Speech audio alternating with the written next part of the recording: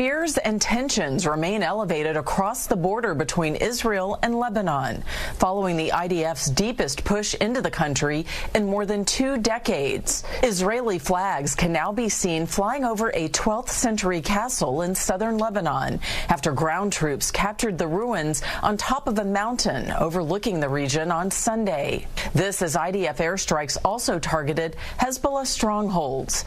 Prime Minister Benjamin Netanyahu says Israel has established security zones beyond its borders to protect its communities. We will restore security. Israeli officials have also warned residents in portions of southern Lebanon to evacuate. Roughly 1 million people in Lebanon have been displaced since the fighting began back in March.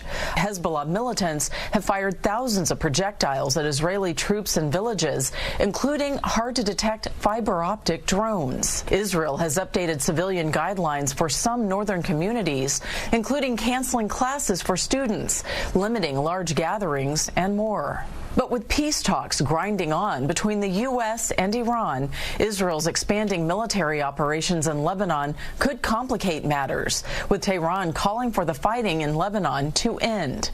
On Sunday, Iran's foreign minister said the talks are ongoing, but added, "Until they reach a clear outcome, it is not possible to judge them."